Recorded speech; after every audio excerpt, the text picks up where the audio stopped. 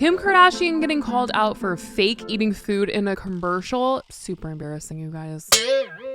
She and Dawson opening up as a guest on a podcast, and Dixie and Emilio talking about the hate that she's been getting that is absolutely ridiculous. Let's start with Dixie because this one is, like I said, ridiculous. The D'Amelio family is extremely close to one another, and that's been clear from the beginning. This family is always sharing photos together, posting videos, going on trips, and they even had a whole reality show together. And it isn't just for appearances. They've always seemed extremely close. But recently, Dixie opened up about the fact that people have been hating on her. And I mean, the D'Amelio sisters have always gotten a lot of hate, especially unnecessary hate for just really dumb things in general. But people have been giving her some serious shit about the fact that she is always going on vacation with her parents. She went on the Chicks in the Office podcast and talked about how ridiculous some of the things that she gets called out for are, and that included people just wondering why she's always going on vacation with her parents. But I got so many people like, when are they ever going to go on vacation without their parents?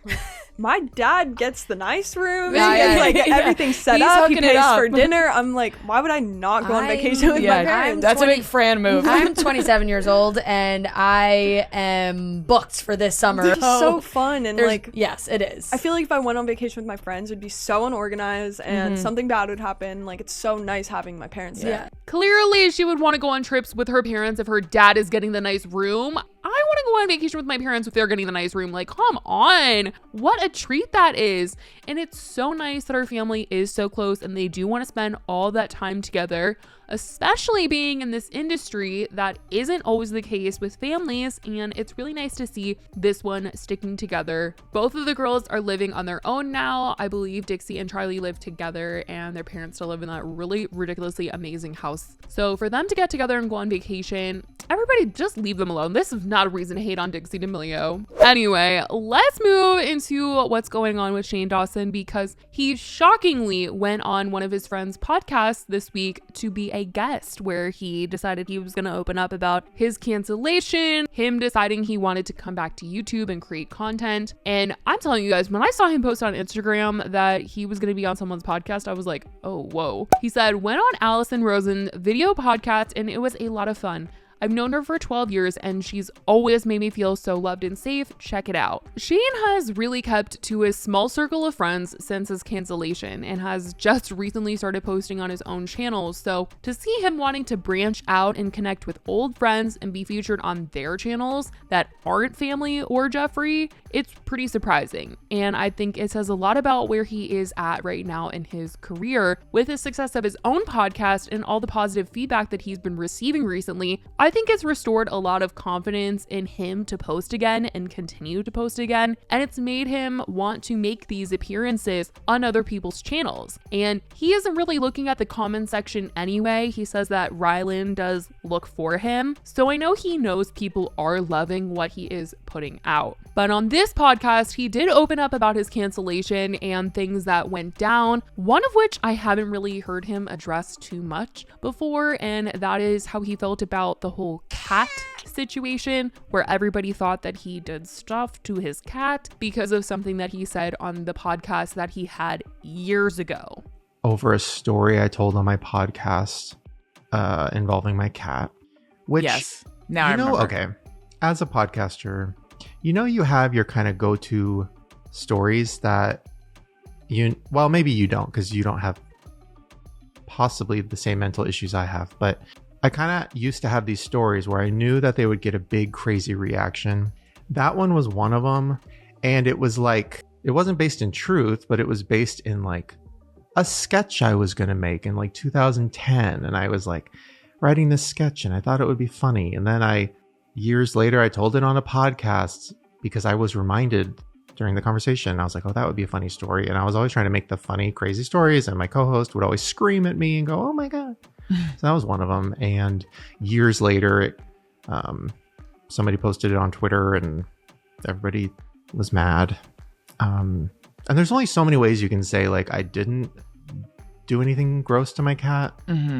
To this very day, every time there is something said about Shane on the internet, there's always one comment about the cat somewhere in the comment section. So I don't think he'll ever truly escape the drama entirely, but it does seem like a lot of the hate is behind him as he has seen so much positivity recently. He later addresses the fact that he was really scared to start posting again, and he didn't even want to be in Ryland's videos because he didn't want Ryland to get hate. But once he fully decided that he just couldn't be away from making content, he wanted to edit Ryland's videos and he wanted to start creating again. And he reached a point where even if people didn't like what he was putting out, he loved making stuff so much that he just needed to do that for his own sake because he loves making videos.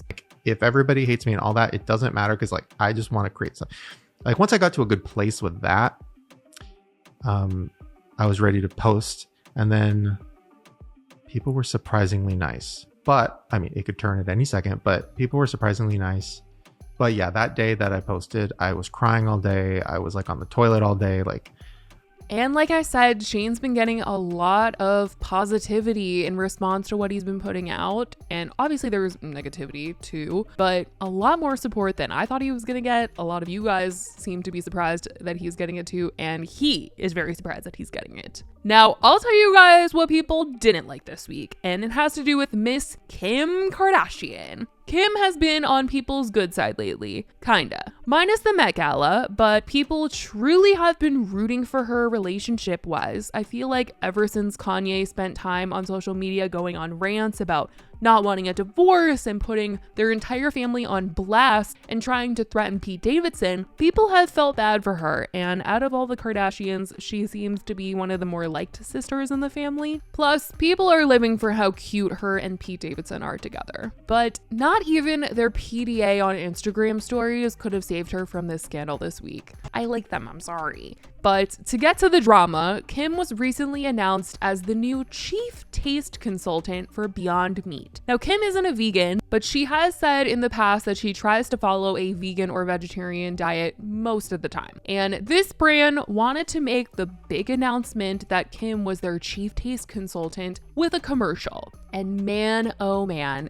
did they mess this thing up. They made a commercial, and you guys, I don't know what they were thinking, because as the chief taste consultant, you would think that they would want to have her at least tasting the food in the commercial, or at least look like she's tasting the food in the commercial. But there was nothing but food that had no bite marks and fake chewing going on in this commercial.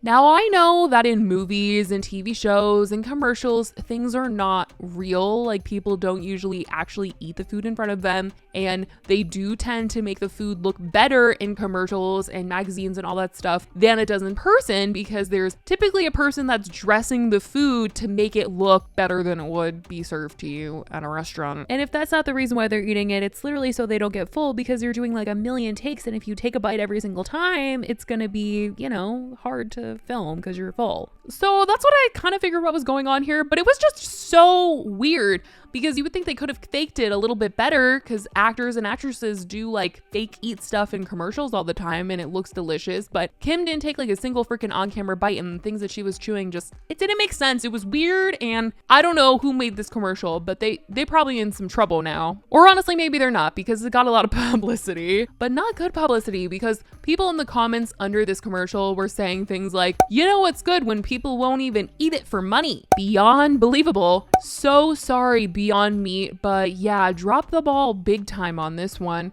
LMAO, that burger had no bite mark. She was chewing air. She didn't even eat a single bite of that food. That was the most staged performance of eating I've ever seen. Perfectly cut in half burger, exactly what a burger shouldn't be. It's so nice she won't even take a bite. How bad could it be that Kim doesn't even want to bite the burger? The whole thing honestly felt like a skit for Saturday Night Live rather than a commercial, because, I mean, seriously, this burger was cut perfectly in half. But Kim was not going to stand for any of these claims that she didn't actually taste the food, so she posted onto her Instagram story behind the scene footage from the commercial, and she said, "Come on guys," at Beyond Meat. Right now, getting rid of some of the carbs.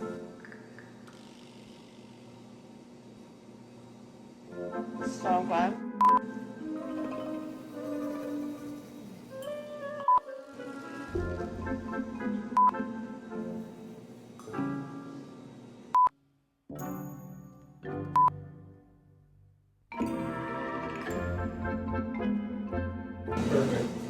I don't know why they didn't use any of that footage of her actually taking bites of food, but Beyond Meat for sure could have saved themselves and Kim a lot of backlash if they had used this footage instead. I for sure want to know what you guys think about this one because it's honestly pretty funny. You're trying to sell food but not actually show someone eating the food you're trying to sell. Weird, but let me know what you guys think in the comments down below about all this, everything we talked about today. I love you guys so much and I will talk to you guys in the next video. Bye guys.